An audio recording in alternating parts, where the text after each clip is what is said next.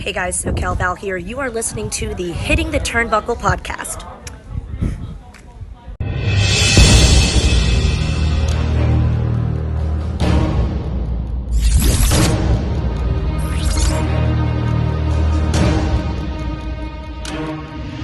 Good. Welcome everybody back to the Hitting the Turnbuckle podcast. It is Friday. It is stonking hot. I was on a podcast with Andy on Tuesday, and it was really hot as well. So if I do sweat during this podcast, it is just because it is boiling hot. Anyway, Sweat warning. Sweat warning, yes. And of course, as you just heard, and if you are listening on our app, Spotify or anything, that is the problem child, Dave Robinson. Happy Friday. Happy Friday, mate. Happy Good Friday. week. Yeah, great week in the UK. Weather-wise, for once, we're having like a second summer. Kids go back to school, we get the weather. So yeah. That's the UK. I'm good, man. It's as I always say at the minute, everything's working. I'm functioning right, which is all that matters. Good week of wrestling that's happened so far. We've obviously got Collision coming up, SmackDown coming up this week, so we should be interesting to see what happens on those, considering everything that's been happening over the last few weeks. But today is the return. It's not done one of these in a while, and you certainly haven't done one of these in a while.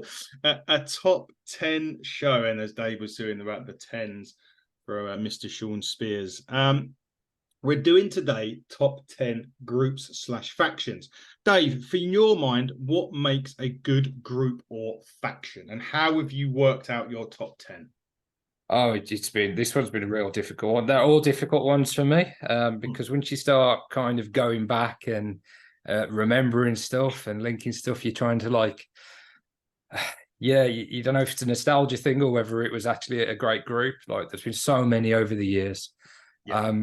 But for me, the Four Horsemen, so that your main guy, your guy that is going to be the main guy and needs elevating kind of IC US title level and a tag team. Like that is what I think has been a winning formula for a lot of factions. And then there's been other groups, some that are in my top 10, and they're more like gangs, and they've had members come and go, and they've had a defined leader, such as your Bullet Clubs, your Aces and Eights, people like that. And we'll get through to them on the list and talk a bit more. But yeah, this was really, really difficult. There's a distinct lack of women's factions as well, because I was trying to think of any women's factions, and honourable mention to the Beautiful People. Yes. That was great, and that's probably inspired the likes of the Outcasts now in AEW. Yeah. But I was just thinking maybe now that there's more emphasis and focus on women's wrestling, that we'll perhaps see more women's factions. You had like the informal Four Horsewomen in WWE, but they were never a group together. Were they as a group? They were individuals, and they were kind of nicknamed that. Yeah. But yeah, it's mainly been male dominated, with a few women dotted in, but more in a valet role. Other than one significant group, who's my number 2, but we'll get to that later. We will get to that. I've got maybe my number 2 as well, actually, kind of thing. But anyway, yeah, I think a group. I think there's 2 different kinds of groups, as you say. There is gangs, gangs as such. There is that one where you've got the main guy or the champion, and he has, and you always get the muscle member of the group as well. There's always a muscle man. There's always like an up and comer that's destined for greatness. In recent times, there's been a few demonstrations of that in AEW and WWE. Big E, when he came in, he helped like Ziggler. They were in a little bit of a group with AJ. You got the likes of Wardlow. You got the likes of Swagger, Jake Hager. Mm-hmm. So yeah, that's a good point. You do get that kind of enforcer. Having said that, I'm gonna get straight with my number 10, and I'm gonna hit it first. Having said that, my number 10 doesn't have a muscle man. Okay. My number 10 is the Undisputed Era. Oh, cool. O'Reilly, Fish, and Strong. So I've just contradicted pretty much what I said there. These were just 4. I mean, listen, they had the tag team. Red Dragon was the tag team. Yeah. In Ring of Honor. But you also had 4 absolute quality wrestlers. Adam Cole was the leader to a degree. He was the one that the WWE basically put the focus on. Yeah. In NXT, and then you had the rest. But any one of those could have been leader. Any one of those could have been world champion. They held untold titles. It's a shame that it didn't work out for whatever reason in AEW, because I think it would have been great to have them on there with the likes of the elites and golden elites, and Yeah, there's a lot they could have done. A lot they could have done. But I love those 4 guys. They carried NXT on their back, and I do think that they deserve my right in the top 10. Well, they as well. It was that period where the Wednesday Night War, AEW versus NXT, and there was a lot of fun stuff they could have done with that story. Now Roderick Strong's there as well, but Bobby Fish isn't. It makes it unlikely that we're going to get it. But there's so much backstory they could have used, from the Wednesday Night War, that would have made some great television. But my 10 is it's a recent one, and I've tried to stray away from recent ones because you get the recency bias, Yeah. But I think this group, I think you'll be a fan of them being in my top 10. I've gone for the Blackpool Combat Club, BCC. Yeah. I'll let you off that one. Yeah. Yeah, I just think, the formation and the story they told with Regal and him being the one that trained Danielson and Moxley. That from the start, that story, and it just got better and better. They did all the storyline with Utah, and he's like their young boy, and they were testing him, and he's come through the test with flying colours. And then obviously when Cesaro left WWE, Claudio Castagnoli, he found himself in the BCC as well, actually stepping in for Danielson, who was injured, but he became a permanent member. Yeah. So you look at those 4 guys, even without Regal, they're just such a dominant group. They're all fantastic wrestlers, particularly Moxley and Danielson on the mic. Just there's not many better than those 2. No. So, yeah, I think they justify a spot in the top 10. I mean, I've got 8 honourable mentions, so, as I said, I found it really difficult. And that BCC have kept out some big names. But as I always had the disclaimer on my top 10s, I only do my top 10s from what I've watched since late 97, 98 up until now. So your Heenan families and even your Hart Foundations, it was a little bit before my time of watching. So I can only go off clips and what I've read.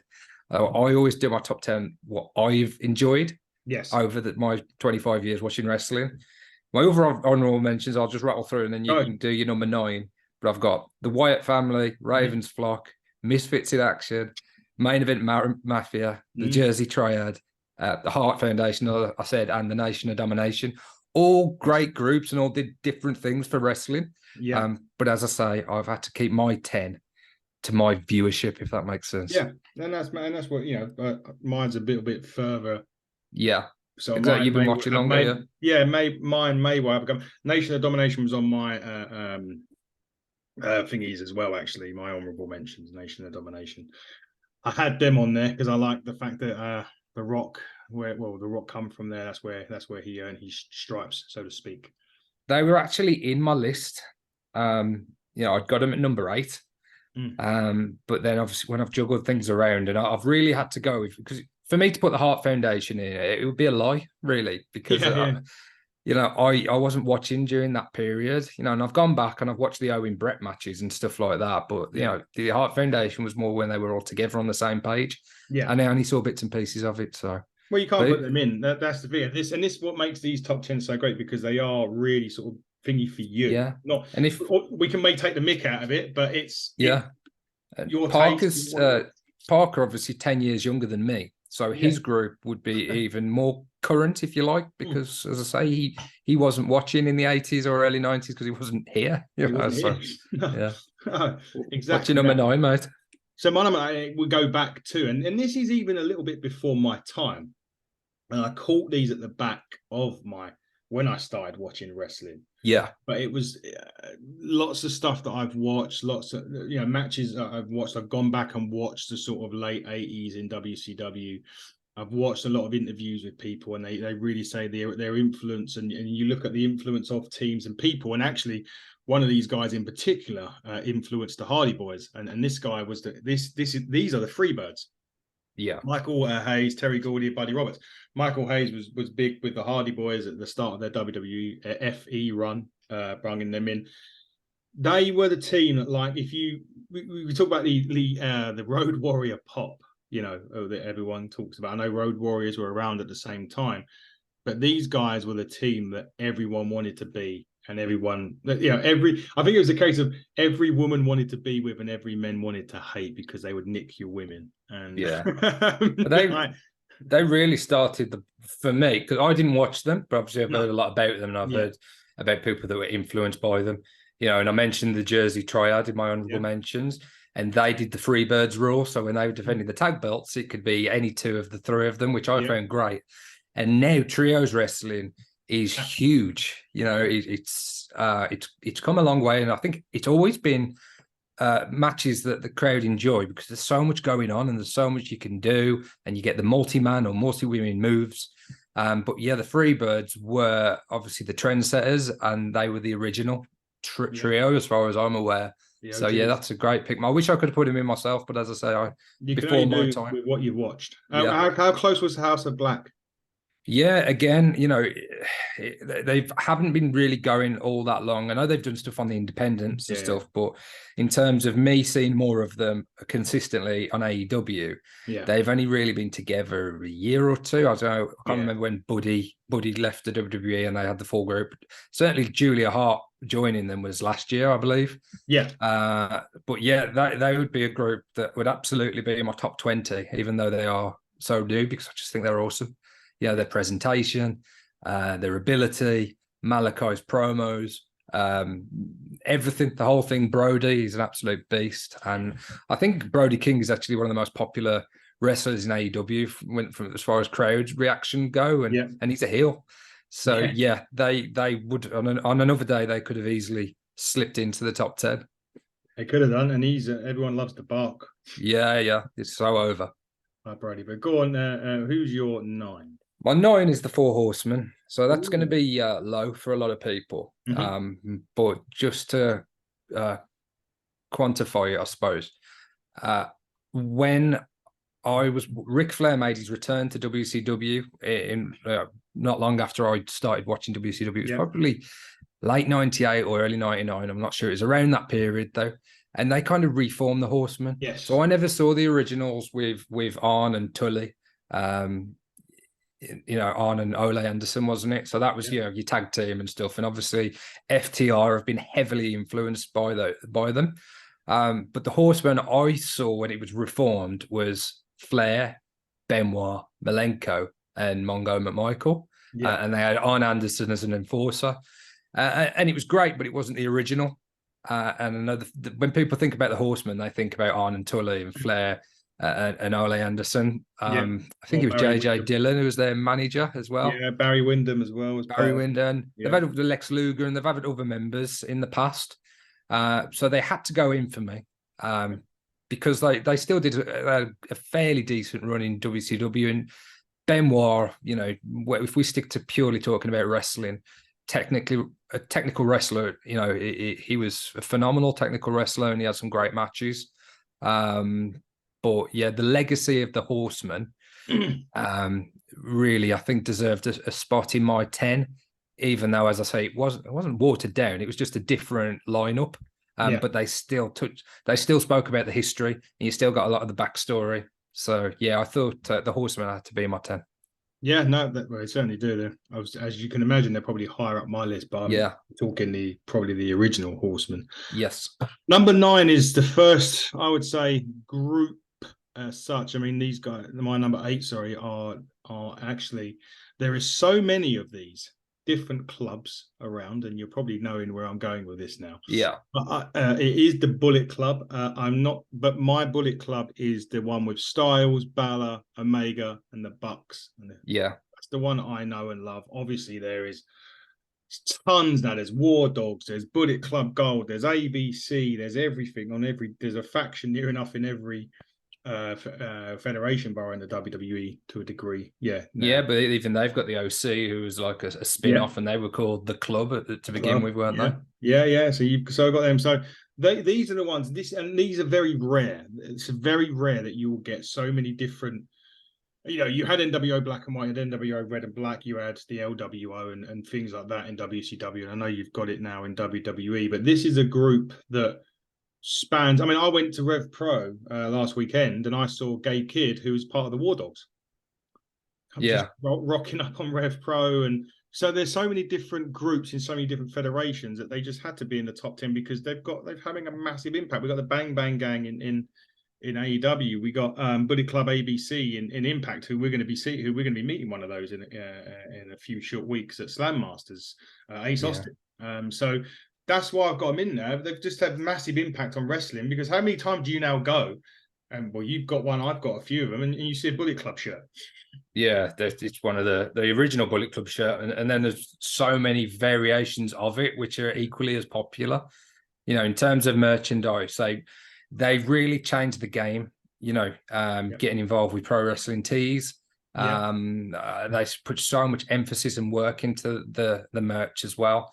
I think that's really inspired a lot of other wrestlers. You know, probably the likes of Matt Cardona and people like that who are now do something very similar. I think the Bullet Club were probably there at the forefront at the time, really utilizing like the internet and you know everything at their disposal to spread the word and get as many Bullet Club shirts out there, and it absolutely worked. Yes, certainly did.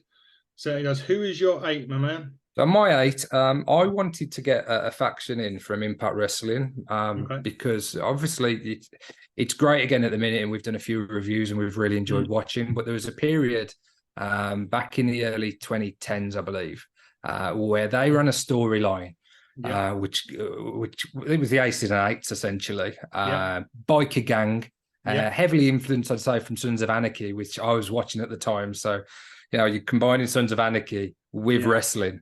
I just thought it was a great story. You had all the reveals, you had all the surprises, and then I think when it found out that Bully Ray was the leader, that was a great reveal as well. You know, turning on Hogan, I believe. It was a great story, and I really enjoyed it. And there was a lot of talented wrestlers in that group. So on another day, it might not have scraped my top 10. It might have been an honourable mention, but I really wanted to get something from Impact in there to try and spread it across the whole of wrestling, not just the WWE. Yeah, no, that's a very good shout. The Aces and Eights were in my honourable mention. I thought it was a really good storyline from Impact at the time. And then when the Bully Ray was announced, you know, considering he was the big one that was battling against them to be the guy that was and very, very good. One of my actual honorable mentions, and this was one that WWE really, I think, dropped the ball with, and we're talking about how a great heel turn could have happened, was Nexus. Now, there was always this thing, who's the leader of Nexus? I think Punk ended up being the leader, but the one that I thought would have worked because he was in a big feud of them at the time was going to be Cena. And it would have been in my view, it would have been like the Hogan. People were desperate for that to happen as well, you know, because they were just more people were booing him than cheering him, but he was obviously getting such a reaction, similar to the way Roman went, to be honest. I mean, even when he came back from his illness, he was positioned as a face, and it was probably a bit more difficult for the fans to cheer him, to boo him, given what he'd gone through in his personal life. But prior to it, you know, he'd been getting these boos, and everybody was like, you know, now's the time, heel turn. And we've seen, and we'll talk about the bloodline later on, I'm sure. You know, just how good that heel turn was. And you're right, they had the opportunity to do that with John Cena and the Nexus. They did, and they didn't happen, unfortunately, which was a real shame. I think it could have worked great. But going into number 7, my number 7 on this list is, you've just talked about him actually, Roman Reigns. It was Roman Reigns, Dean Ambrose, and Seth Rollins were the Shield. Yes. And for me, the Shield was possibly one of the biggest factors, had the biggest impact in wrestling in the last decade or 15 years of everything they've done and what they've done. And then not only that, you've spoken about the Bloodline, and yes, the Bloodline are on my list, and we will talk about that very shortly. But again, you had Roman Reigns. It was kind of he was the muscle-ish, because I think more like Seth was the leader, I think, of that. With Dean, he was the architect, wasn't he? And obviously Seth was the one that turned. Roman was kind of the muscle, and Ambrose was just a nutcase like he is now in AEW. But for me, they have to be in there because they did set. Or you look at where they are now. 3 of them are 3 of the best wrestlers in the business at the minute, and they're probably 3 of the biggest names in wrestling at the moment as well. Well, the great thing I thought with the Shield, and obviously it's still paying off to this day, is all three guys were positioned as main eventers. You know, I know Ambrose had a run with a US title, but he was also the world champion. You know, all three of them have had that success in the WWE. Ambrose, now John Moxley, had two significant title runs in AEW as well. Yep. You know, all three top guys, and it was the way they were brought in, the way they were booked. They were booked so strong. You know, the rivalries they had with the likes of the Wyatt family. You know, some of those matches, the 3-on-3, and that's what I say. I've always loved trios wrestling, and that influence from the Freebirds. And you know, even to this day, we're getting these 3-man groups. And the Shield are a massive, massive part of that. And I was heartbroken, to be honest, when Seth turned. I was really gutted when he joined the Authority. Yeah. But again, that was such a great story, and we got so many great matches off the back of that, involving all three of them. We did indeed. It's just, and they've gone on to do some amazing things. So we can't say they haven't done it. But Dave, who is your 7? My 7's Evolution. So just to go, that's my 6. Is it? Okay. Yeah.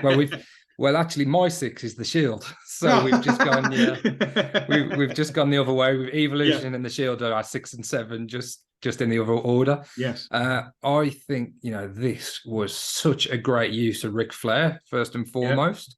Triple H was the guy. You know, he was the champ. But you had Batista and Orton that were guys that were elevated by the group. So we said earlier, you know, you generally get a tag team, and I think Flair and Batista were tag team champs. Yeah. So they did have that tag team element in there, but really it was about Triple H and not passing the torch as such, but elevating Randy and Batista to the main event scene. And they were absolutely successful in that. You know, they both went on to be world champions. Had main evented multiple pay-per-views. Randy had about 12 or 14 championship runs, and you know, that was all started really. Evolution put Randy Orton on the map. I know he'd done bits and pieces before.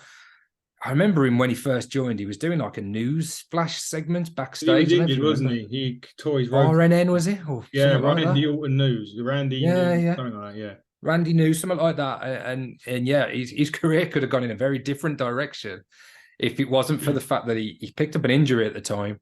But when he came back, you know, he was involved in this faction, and he was, you know, on that Intercontinental US title level for a long time. But his association with Evolution and the subsequent feuds he had put Randy at the top of the industry, where many would say still is to this day. He's been out for a while. We hope that he can make a return. We hope he can make a return soon, depending on the severity of his injury. We haven't heard a great deal about him, I don't think. But yeah, Orton is a absolute guaranteed Hall of Famer, like the other three. So yeah, Evolution, mate. I don't know if you want to add something or your thoughts on them, but yeah, they're my number 7 and your number 6. I think it would have been really different had the original plan for Evolution come together, which was Jindrak. I'm not quite sure he was going to be. Was that Mark Jindrak? Was it? They originally done. You know the skit where they're kind of walking down the street and they're Titantron. Yeah. Well, they had done that with Jindrak instead of Batista originally. Did they? But I'm not quite. I can't quite remember I think it was just because him and Orton were very, very young, and you know, putting them two together, it didn't work.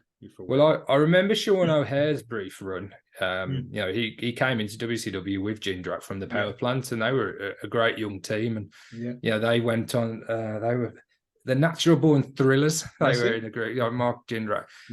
But Sean O'Hare obviously was with Roddy Piper, but I can't really remember what happened to G. I know he signed obviously when WWF bought WCW. But yeah, that's a great little fact, mate. I'm enjoying that. Yeah, Jindrak even confirmed it himself that I think it was the immaturity of both of them, and they had to get rid of one. Okay. And Jindrak unfortunately showed. I think Triple H was leaning towards Orton more than Jindrak. And then that's when Batista came along. But Batista was also the muscle of the group, wasn't he? He was the as we spoke about earlier. Yeah, there's always an enforcer, and Batista. Yeah. I think when Batista came in, he was with Devon, wasn't he? Yeah, he was Deacon Batista. Blue or Deacon Batista? Yeah. Deacon Batista. but yeah, like his career could have obviously gone in a very different direction if it wasn't for Evolution. So I think they're responsible for so much good and a great faction. I obviously heavily influenced from the past groups as well, like the Horsemen, you know. So yeah, I think they're absolutely justified in both of our top tens. Yep. Now my 5. This was a this was a toss up, and people will probably think, why did I do it? It was either the New Day and the Bloodline. Yeah. Now people will, and I've put the Bloodline in. My Bloodline's my 5 as well. Okay. So we're in the same boat, and so it was between the New Day and the Bloodline. And up until this morning, it was New Day. Yeah. But I thought about it and thought about it and thought about it, and I just had to fit the Bloodline in, and I couldn't take anybody else really out. Arguably, I could have took the Undisputed Era out maybe and put Bloodline in, but it's difficult, isn't it? Because you want to like spread them out, because there's been so many significant groups in the likes of NXT and in AEW. You know, it's only been going 5 years, but we've had a lot of factions there.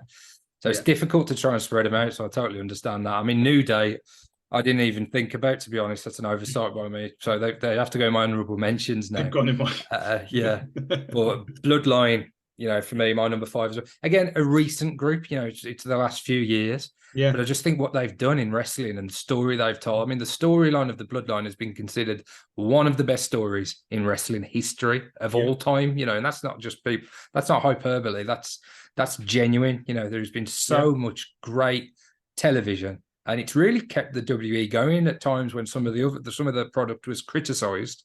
You know, the Bloodline segment would elevate a show, and sometimes it would take it from a 7 out of 10 show to a 9 out of 10 show. So yeah, Bloodline absolutely justified in your top 5 as far as I'm concerned, mate. Yeah, I feel sorry for New Day, but they are in my honorable mentions. But I don't know, Bloodline's still going on, and they've now added more questions because Jay's on one show. What's going to happen there? Is this the prologue to get Cody onto SmackDown? Yeah, that's what I suspect. Possibly, but it's been great. Was there anything you needed to add to that to Bloodline? I know you commented on them and they're your number 5, but was there anything as I say, what they've done in such a short period of time, the wise man, they all play their role so well. You know, it's the acting skills as well, the facial expressions, you know, but the image of the Bloodline standing in the ring, even with Sami Zayn as well, when all of them were there with their fingers, you know, their wands up, I just thought that was such a you know, impressive image, or you know, just what wrestling's all about. You know, really get you excited, get you, you know, thinking about what feuds they can be involved with. The ultimate split, you know, which happens with a lot of factions. You know, the story, they go their separate ways, and it's not usually very amicably. You know, it usually leads to main event matches on pay-per-views. You know, when the faction does implode, and that's what we've had with the Bloodline. You know, we've had the matches with Sami, we've had the matches with Jay. We had those initially, and we've had them again recently, and they've delivered every single time. So the Bloodline, for me, probably the brainchild of Paul Heyman and Roman. You know, because obviously Heyman has got so many connections to the Anoa'i family. You know, they'd be able to use history with that. Just absolutely perfection the majority of the time.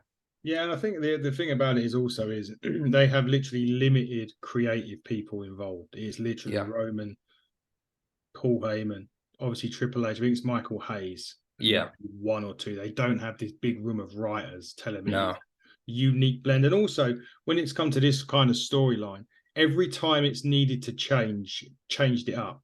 They've added Jimmy, they added Jay, they had Sami, they had Solo. Now they've split Jay away, so it's kind of like they're elevating it continuously, so it gets to a stage where you think, is this getting too boring? Oh no, because then they do this and it starts it all again. So I like that part of it as well. Yeah, absolutely. And it'd be remiss of us not to mention Roman Reigns' title run as well. Since, you know, being head of the table. You know, not record breaking yet, but some people are predicting that he may have it for years and years and overpass Bruno. I can't see that, but I could certainly see him overpassing Hogan. I'm not sure how much left's on that. Is it Hogan and Bob Backlund that are in front like of Roman? 400. I think it's another year if it's Hogan, I think. Okay. Well, we predict really that Cody's going to win the title at Mania, so maybe not. But still, that title reign has been so impressive. Some of the matches he's had, he stole the show. He absolutely has. And Roman Reigns is in the conversation for top 10 of all time. Oh, definitely. So, and the bloodline has got a lot to do with that. It's really kept our interest. And as you say, if anything started to, you think, is this going to go a bit stale or has this run its course? They introduce a new element to it, and it's just as exciting as it was all over again. Yeah, that's why they got in. New Day have been great, but they're pretty, they are same old New Day. Yeah, it's always the same thing. Whereas that's why I put again, reasons for Bloodline I put in ahead of the New Day was that. I love the New Day and some of the comedy they introduced at times, and some of like the innuendo stuff is hilarious. But yeah, I can't help but to feel that they are targeted to kids a little bit more than the likes of ourselves, although they are fantastic wrestlers.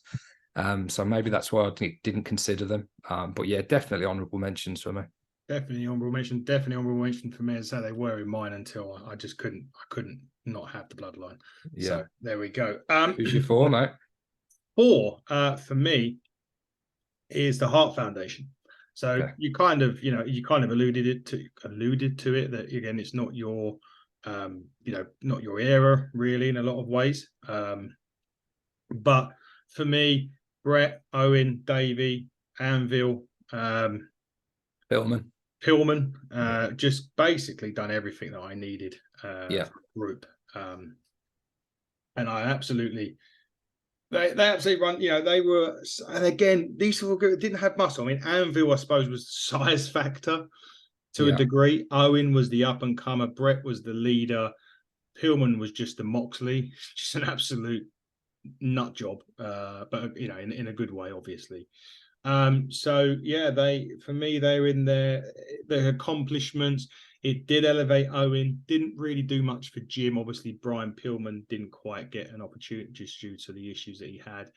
Davey, much like Davey, again, he had some issues which probably stopped any sort of run from happening. But all in all, for everything that they've done, they deserve to be in my list, and they're in number 4.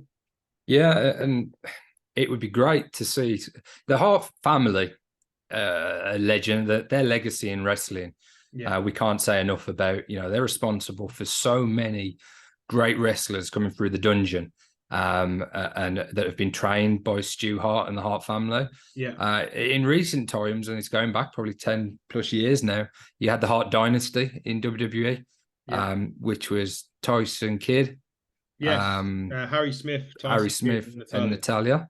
Yeah, and it was a shame that really had great potential. That did, but obviously those two guys were very young. It needed a bit of an older head in there, and I'm sure if Owen was still with us, perhaps Owen Hart could have been part of that, But that's not to say that they can't do something in the future with it. Obviously, Pillman Jr. is signed to WWE now, and Harry Smith's doing great on the Independent. So.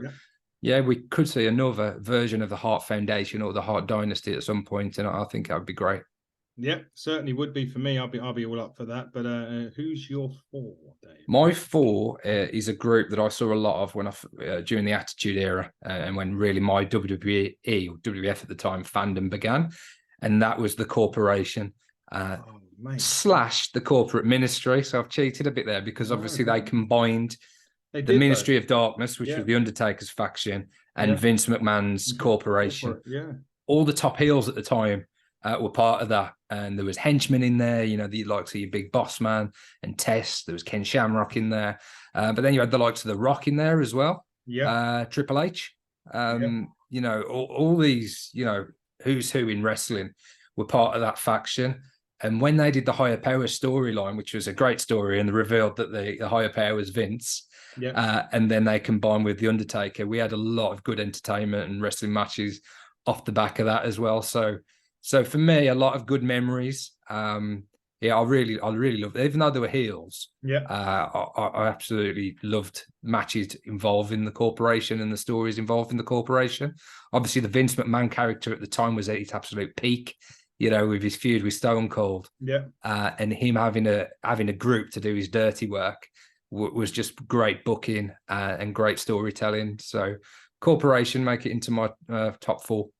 Yeah, no, very good. I didn't think of them. Yeah.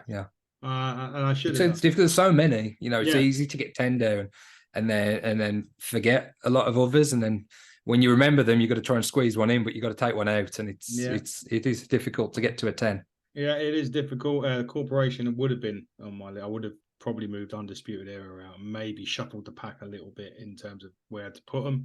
But yeah, that was a very good pick. My 3 is DX. Shawn, Hunter, China, X-Pac, Billy Gunn, Road Dogg. I mean, the group that solidified the Attitude Era. You can probably guess where my number 2's going if my number 3 is DX, but they solidified WWE when it was on its knees. They were needing something. WCW were running roughshod with a certain group that we were probably going to be in our top 10 at some point. They needed something. They had Austin, they had The Rock, but what they didn't have was this group of degenerates. And this is where, and people will criticize, and they do criticize him big time, but this is where you have to give Vince Russo his props. Yeah. Everything bad that he done, if it wasn't for Vince Russo, there wouldn't be a D-Generation X. So, and there wouldn't have been all this stuff where they invaded. They were funny. They had some great. Shawn Michaels, the leader. Triple H was at that point was the up and comer. So was reversed for Evolution. Yeah, kind of fitting with the name. And then you had the tag team of Billy Gunn and the Road Dogg. You had the Muscle, which in this case was China. And then you had the little runt, which was X-Pac, not a runt in a sense, but, a smaller guy and stuff. So for me, that group had everything it needed to, and it saved the WWE in a lot of ways from potentially going the other way in terms of the Monday Night Wars. Yeah, they were incredible, and obviously we've had a run as well in fairly recent times with Shawn and Triple H, which made for some great stories and entertainment, some great matches. DX for me, they're my number 2, so I know we're going out of order a little bit, and we'll go to give you my number 3, but might as well talk about DX as we're so close. But as I mentioned earlier, the inclusion of a woman in China in DX, that was an absolute game changer, and I'm sure she's influenced so many wrestlers, so many male wrestlers and female wrestlers to get into wrestling and see women portrayed in a different way. As you say, the muscle, the powerhouse, and the person not to mess with. She stood there at ringside looking menacing, and she was a perfect fit with the group. As you say, they had a bit of everything. They had the New Age Outlaws, great tag team, multiple tag team title reigns. They perfect group, and again, my number 2 could on another day you could argue that there could be number 1, because they were so influential. The T-shirts they sold, the merchandise they sold, DX shirts are still prevalent at wrestling shows now. I saw one at the Rev Pro show the other week, and it was like this top really, the jersey. The basketball one. I saw that a lady was wearing that. Who must have been in her 20s, So DX was way before she was born. But the influence and their influence on the business, their impact on the business is still seen today at wrestling shows all over the world. Yeah. So that was your 2. Who's your My 3 was a group that you've already picked. They were lower down in your list. So it's the Bullet Club, and I put the Bullet Club in all iterations because, as you alluded to, there are a lot of different factions that spun off. And the one that I'm really enjoying at the minute is Bullet Club Gold in AEW. I think they're absolutely brilliant. Jay White is a superstar, and no doubt one day he's going to be AEW World Champion. I think Juice Robinson, who I spoke to guys about Juice Robinson about his run in Japan, and he was kind of on that mid-card level. So I wasn't sure what to expect. But he just doesn't put a foot wrong. He's great alongside Jay. He's great as a single star. We saw the 4-on-4 match at All Out, which, you know, was a show stealer, you know, arguably, definitely one of the matches of the night, you know, and there were a few contenders for that. But for me, the influence of the Bullet Club led to the creation of AEW. You know, in many ways, you know, you had Cody, you had the Bucks, you had Kenny, you had Hangman, and what they did on the independents and then putting on the show with Ring of Honor really got the ball rolling for AEW to form. And I spend so much time talking and watching AEW. It would be remiss of me not to kind of mention that fact that the Bullet Club, or members of the Bullet Club, were influential in changing the wrestling landscape, you know, and they stole a lot of bits and pieces, which they'll happily, you know, admit, you know, from the Click and DX and the NWO. But I think, I mean, I don't know when they formed. 2013, maybe it might have been earlier than that. Yeah. But yeah, they're still, their fingerprints are all over wrestling still in 2023. So that's why they've made it into my top 3. Very good. Well, you've had your 2. My 2 was, I kind of mentioned it, as I said before. When you mentioned DX, and I said that they were very close to getting put out of business because there was another faction running roughshod in WCW, and that faction at the time was the New World Order. Yeah, and again, you're talking about iterations. I mean, there are a lot of iterations in those. We had at one point you had about 7 limos pull up with the amount of people that they had in it. But yeah. I'm sticking to the NWO that was specifically Hogan, Hall, and Nash. Yeah. For me, I think once they started adding too many members, it got a bit silly. With the fact that, you know, you'd be attacked one week, you'd join us. Bischoff, I'll add onto that actually, because because that was a massive. That was like when Vince had the corporation. This was Eric's corporation in a sense. But everything that this was even the story. Scott Hall walks through the crowd. There wasn't enough internet back in that day. Well, there certainly wasn't enough dirt sheets back in those days. Yeah, where you could, you know, where you would be able to, okay, this is the reason. When you look at this and you're a WWF fan, or even if you're not and you're a WCW fan, but you watch WWF, probably a bit like yourself, and you see Scott Hall walking down the stairs, through the crowd, during a match, and you're like, hang on a minute, I saw him on Raw last week or whatever. What's he doing? And then he starts talking about a war, and you're thinking, are they doing something here with WWE actually doing something with WCW? Are they? And then Nash joins, and then you're like, hold on a minute. This guy was world champion not a little while ago, and now he's over here. Yeah. And then they say about the third man, and which actually was meant to be Sting. Which they didn't go with in the end. They went with Hogan, and they done what I was talking about with Nexus and Cena. They done the biggest heel. I still think it's the biggest heel turn in wrestling now. Absolutely. I don't even think anything comes close at the minute. And the Cena one would have done if that happened. But then Hogan turns his back on everyone. I mean, Hogan was a heel when he first come into wrestling, when he was first wrestling. But since Hulkamania, you'd never dream of that guy turning heel and turning his back on all these fans and say your prayers and eat your vitamins and all that stuff. Yeah. But when he did, he made that was then it. NWO was then to the top everywhere. You mentioned about people, you still see DX shirts, you see untold NWO shirts still at matches to this day, or still at events to this day. So for me, they are number 2. There is a reason why they're not 1, and I'll get into that when I say my number 1. But NWO for me was definitely the second biggest, and had the biggest heel turn, and had a great story to go with it. Yeah, as we've done my number 2, I might as well reveal my number 1, which is the NWO. Oh, there you go. So you're number 2, so yeah, seamless, mate. We could carry on talking about the NWO for a minute or two. Brilliant. I loved the angle with Hogan and the heel turn and the original NWO, and I enjoyed their run in the WWE years later when they came back. I really did. You know, the Hogan and Rock stuff was fantastic. And there were some other good matches in there. Hall and Austin had some good battles. Yeah. But yeah, that original 3, and then what he created and what he did for wrestling. You know, as you say, the influence now is still seen. At every wrestling show, you'll see NWO shirts. Not only will you see NWO Hollywood shirts, you'll see the NWO Wolfpack shirts. I love the Wolfpack, you know. Yeah. And as you say, as it went on, and at a certain point, there was like an NWO B team, and it did get a little bit overpopulated in terms of the NWO ranks. But for a period, there was the NWO battling against the Wolfpack, which was Kevin Nash, it was Lex Luger, it was Sting, Macho Man was in there, Conan was in there. I really enjoyed that little group and that battle with the NWO Hollywood faction. For me, when I think about wrestling, or I think about my kind of childhood watching wrestling, I immediately think of the NWO. And we're lucky to have interviewed Buff Bagwell, who was kind of right there in the thick of it and one of the members and had a long run in it.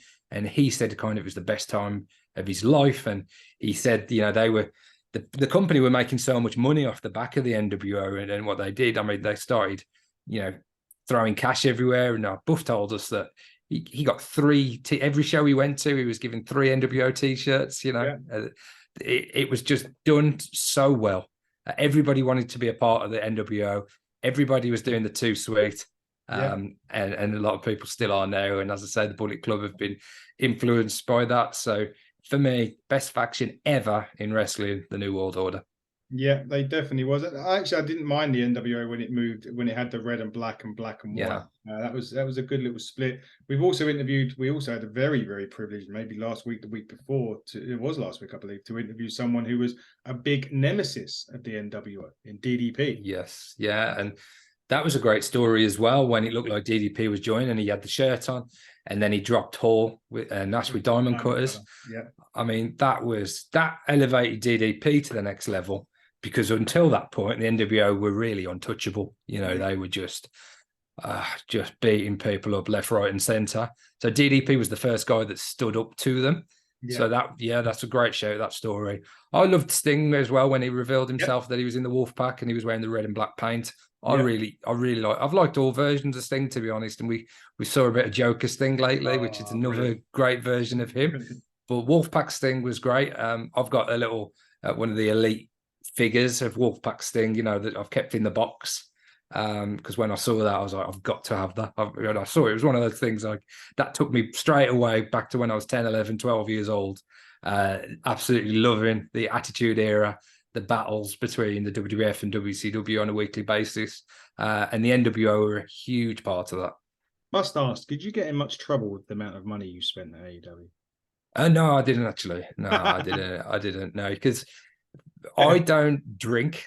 So I always justify my spend, particularly on wrestling and merch, on the fact that if I was going out and having a drink, I'd be spending like 50, 60, 70 quid on beer. And you'd feel like crap the next day. That's it. So I've got something for show for my money when I've got some merch. True. But also I keep out the doghouse by doing stuff with the girls the next day. So I didn't get in trouble. Always make sure that you have that little counteract, little counter thing to stop you getting in trouble. So you didn't get in trouble. Have you watched the Eddie Kingston show yet? No. I've wore it that once. We did the podcast and I did it on, but I've kind of put it aside at the minute. I don't really know what to do with it. I want to wear it, but I don't want it to get ruined. And there was actually a picture of Eddie that came out promoting the shirt on AEW shop, and he's holding it up, and it must be the one that I actually got. Because they weren't selling it at the show, but they're now selling it on the shop. So that was that. Yeah, I don't know what to do with it, but it hasn't been washed yet. It hasn't been washed yet. I can't wait to see him at Progress in a month's time. I'm looking forward to that. Anyway, I digress, because it's not nothing to do with Eddie Kingston. This is nothing to do with Eddie Kingston or your spending at AEW. This is a top 10. And it's just me, really, because you've mentioned roll.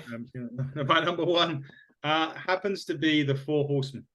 Yeah. We mentioned Flair, Tully, Arn, Ole, everybody, that they were, other than they had some massive feuds with the Freebirds as well. Yeah. And those were the two that really kick-started the factions. I mean, you had some great tag teams, but the faction-wise was Horsemen and the Freebirds were the two main ones. So I have to put the Horsemen at the top. They didn't have a lot of muscle, but they just had so much incredible talent on show. Flair being the leader, obviously, and of that. And he was probably multiple-time world champion by that point. What I've seen a lot of from the Horsemen in that period is Flair's promos. Oh, yes. They were legendary. What I haven't seen as much of, and which is why the Horsemen made my list, but they were a lot lower, I haven't seen too much, and this is my fault. I haven't seen too many matches from that era. Exactly. Yeah. So if anybody's watching this on YouTube or listening on Spotify or however you're kind of hearing this right now, if you've got any Horseman matches that you recommend and you say, Dave, go back and watch these matches, I'll absolutely do that, because I'm totally aware of their influence on wrestling, and I know I'm going to get panned on X for them being so low at number 9 in my list. Well, you might not even just get panned on X. There may be a certain person on this show that may not necessarily me. Oh, Burrows is never happy. Burrows is never happy. But yeah, as I say, you two guys are a little bit older than me, exactly. And you saw more of that at the time when it happened. But I need to go back and watch more, and I'll make that my homework off the back of this top 10. Exactly. But yeah, I think everybody will agree that naming the Four Horsemen as your number 1 is a great pick and fully justified. Yeah. Speaking of homework, you will get in trouble anyway, because you did say on your last top 10, now bear in mind it was some time ago, so it was a little bit, that you would always have beers and beatdowns as your background, every top 10 that you do. Oh, I messed that up then. And I messed that up like my sign off. I mess up more often than not. Yeah, sorry guys. Don't worry. I only just remembered it because you mentioned about Burrows not being happy and stuff, and I'm upsetting everyone. Yeah. But no, it is all subjective, and this is the beauty of the top 10s. They are also, as you say, Parker would be on here with probably a totally different top 10 to you, me, and Burrows, because of the age when he started watching wrestling and the factions that are around. So that is why your top 10 is different to mine. There's a few years gap in age, and that means that there's more. I've seen more than you have, or I've seen a couple more factions, and some of them are higher up my list than they are yours, because they have more of an impact on me because I've seen it. Whereas you say you've heard of it, you've seen bits, but you wasn't around to witness it. So that's exactly. And I try and keep mine not personable, but to me, because if you Google top wrestling faction in history, I could have just hit the first list and read those out, but that's not a true reflection of my fandom. No. So I don't know if you want to run through them 1 to 10, mate. Give us yours, your full 10, and then I'll read mine out. My 1 to 10 is in the order I've given it. Yeah. That is my 1 to 10. So I was just I'll refresh everyone on mine. So we got NWO number 1, DX, Bullet Club, Corporation, Bloodline, The Shield, Evolution, Aces and Eights, the Four Horsemen, and the BCC. That's my 10. The BCC are a great shout. And the Corporation. I can't believe I totally missed that one off my list. I'm fairly reading that 10 back and looking at it written down. I'm pretty happy with it. As I say, there could be on another day, a swap in place. One might be slightly higher, one might be slightly lower. But I think that's a good representation of wrestling in the last 25 years when it comes to factions. And some of those factions are still going, Bullet Club, Bloodline, BCC. They're still part of wrestling now, and it would be great to see what they do in time to come, and whether in a year or two time they're higher up the list. May well be. But so my 1 to 10: Horseman, DX, NWO, Heart Foundation, Bloodline, Evolution, Shield, Bullet Club, Freebirds, Undisputed Era was my top. I think we've got 6 or 7 the same in a different order, and then a couple of others. So great. And the Freebirds, as I say, same as what I said about the Horsemen. If anybody's got any recommendations and you say you need to go and see this Freebird match, then please mention it in the comments, email us, reach out to us. And I'm always happy to watch some quality wrestling and recommendations of people. So shout them up and educate me. And likewise, if your top 10 is different to our top 10, then at least put it in the comments so we can comment it on X, comment it on YouTube, so that we can have an opportunity to go maybe look back, and maybe there's some on there that they may have got in our honorable mentions, but at least there'll be some on there for us to take a look at, for us to maybe do some, or if there's particular matches, as Dave says, if you've got an older group that perhaps we won't know about, then send it to me and Dave. Give us your recommendations and your matches. We'll definitely go back and watch that because we love it. So the one I'm disappointed really that I haven't got in is the Nation Domination, and so I thought they changed their, particularly for black wrestlers. Yes. at the time when there wasn't many. Yeah. And they became this force. And then Rock, obviously, similar to Triple H with DX, similar to Randy Orton and Batista with Evolution. The Rock went on to superstardom. So, and as I say, I had wrote them down as my 8. Yeah. And then, ironically, that was swap for 8s and 8s.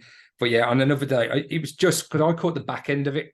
So it wouldn't really be the truth if I said, yeah, the Nation, I watched it from start to finish. I only saw the last bit of it, during 97, I think it was. Yeah. But yeah, Nation of Domination, I'm expecting to be on lots of people's top 10s. I expect they will be as well. But guys, this has been a really good top 10. We love these ones. We have got a lot more. It is just trying to get everyone. Andy's going to be annoyed that he's not on this. Dave was annoyed he missed the last 2. I love these ones because they're so subjective. They're so much fun.